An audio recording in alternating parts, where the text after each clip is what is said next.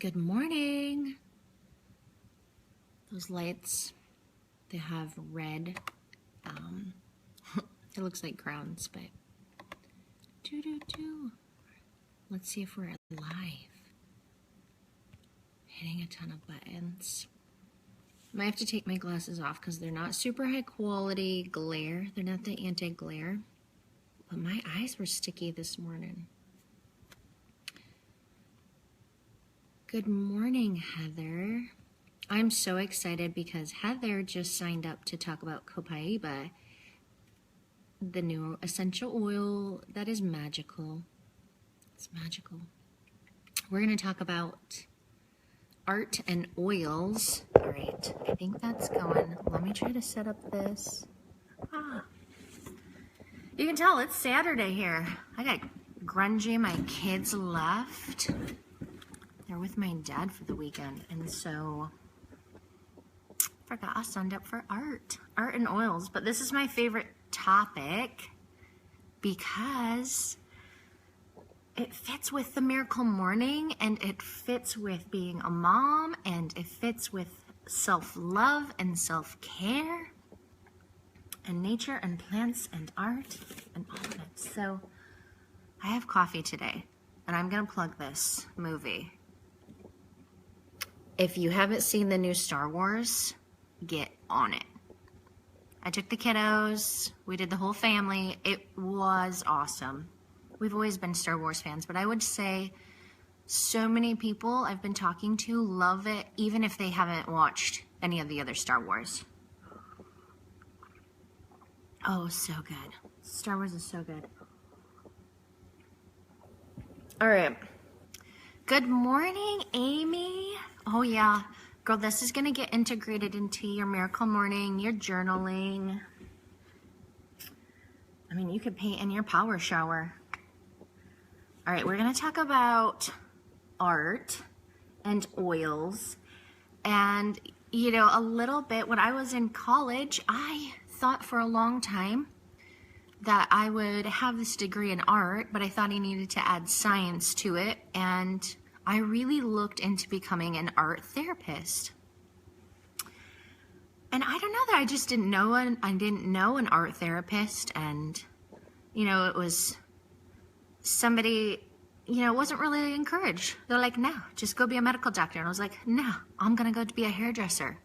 And so I've always had this constant pull of, you know, choose art or choose science. And, you know, I toggled back and forth very heavily because I could never quite thread the two together. It was be a scientist or do art. And 15 years ago, when I was in college, 10 years ago, I'm not sure, it was, you know, art had this thing of you can never make money as an artist, and if you're a scientist, you'll be rich. So it was totally messed up. And thank goodness I've come full circle 10 years later, and I can easily tell you that these essential oils and doTERRA has helped me thread together my love of science and my love of art in such a beautiful way. And it's been something that has highlighted my Miracle Morning. It's been something that has highlighted and given me a gift to do self-care and also create connection with my children and connection with the women in my local community and creating connection and being able to gift women art. It's been awesome. So it's the missing link is the art piece for me. It was it. It was the thread that wove this together. And like I said in my chakra video, it all comes down to color.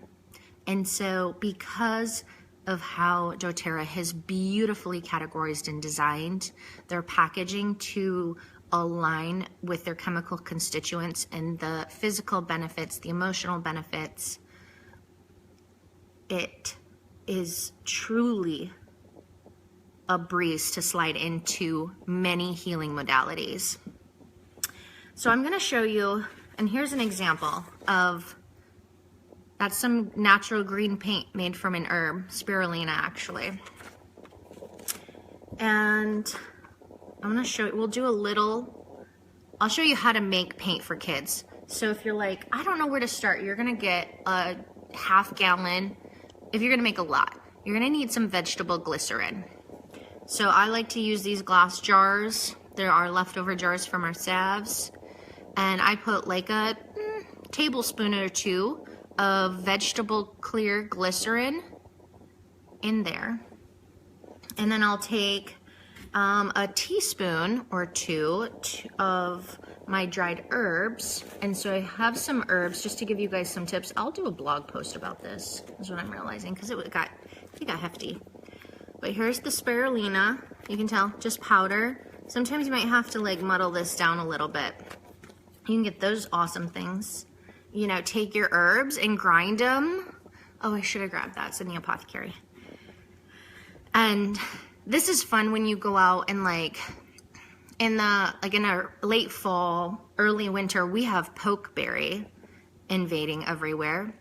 So we'll gather some of the pokeberries and we'll put them in our muddle and grind them up and add some vegetable glycerin, and the kids can finger paint with them. Or you can use a paintbrush because those do stain. So you add, you know, the glycerin, you add the dried herbs, and you have a little container of green paint. And when we're making art supplies, you guys, I only use natural pigments, so I'm not gonna use any chemical dyes or anything. So that would be your green. Let's see.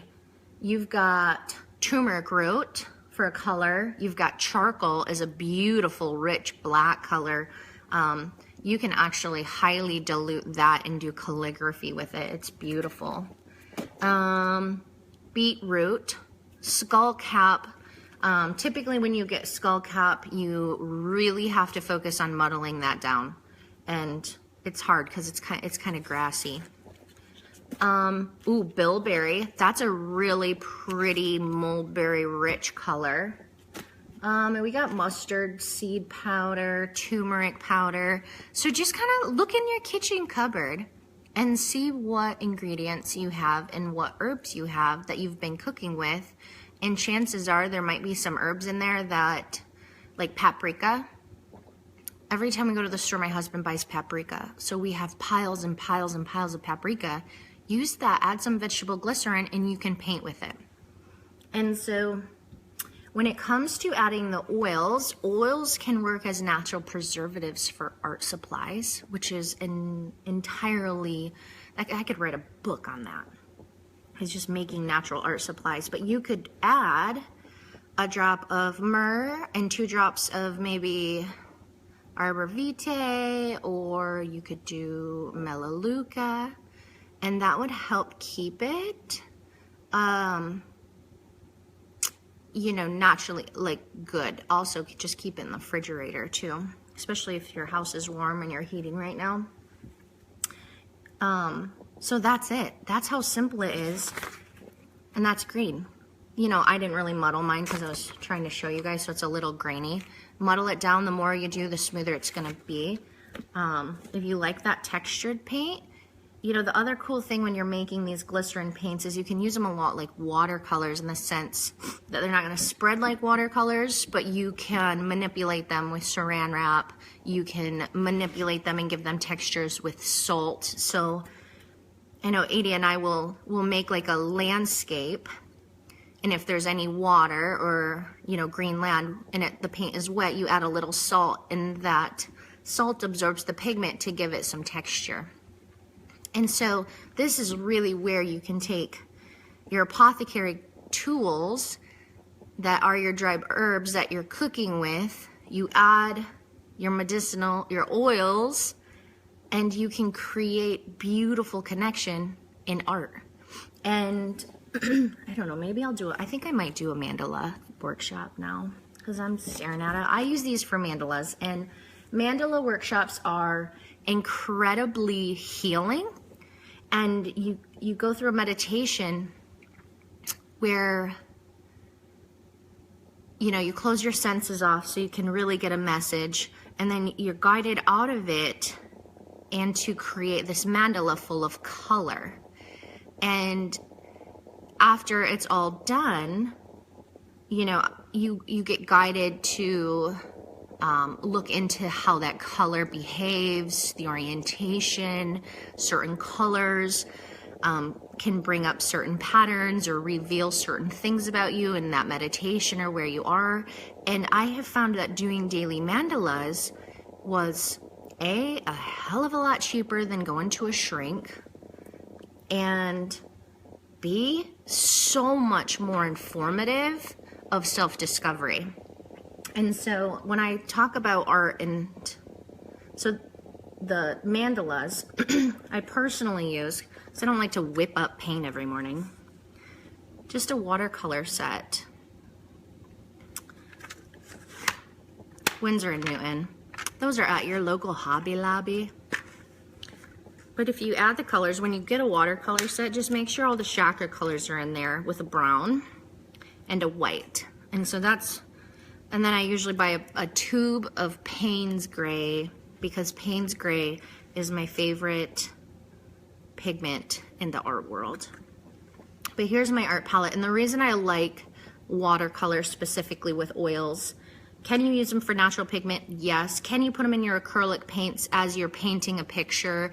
Maybe you're working through a grieving process. Maybe you just feel like there's some darkness inside that you can't get out, and you just are holding on to, you know, a hot liver. Maybe you're really angry and you just need to throw some black, rich navy blue paint and some red all over a piece of paper.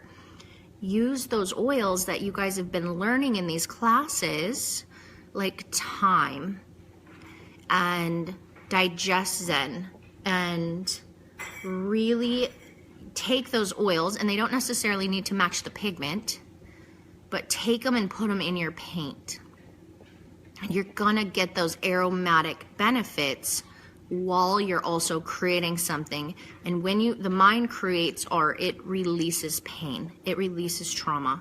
And so watercolors, the cool thing about watercolors is when the oils are not diluted, they're highly volatile, right? We've heard that a lot. So you do lose a little bit of flash off, but typically, if I'm working in my yellow palette, I'll add bergamot. Can't read that. It's backwards. Either way, bergamot, happy, uplifting. And that's, if you guys have that emotions wheel, we'll have to post a link to it. This is a great place if you're like, I have no idea what oil to grab when I'm going to paint.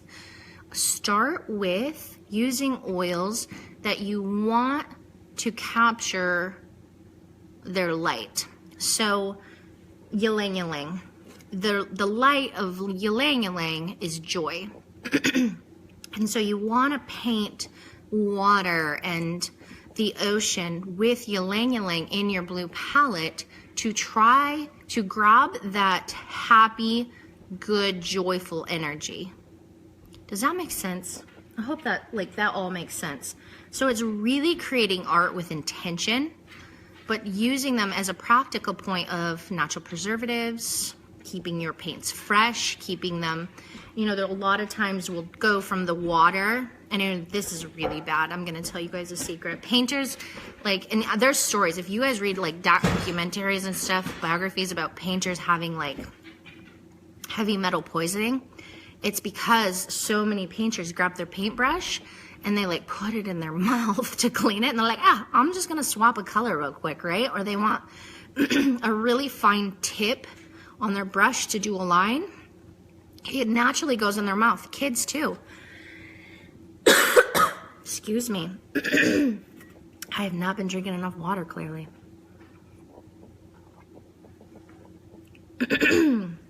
So what I love about using these natural things around children is you're lessening the toxic load on them too.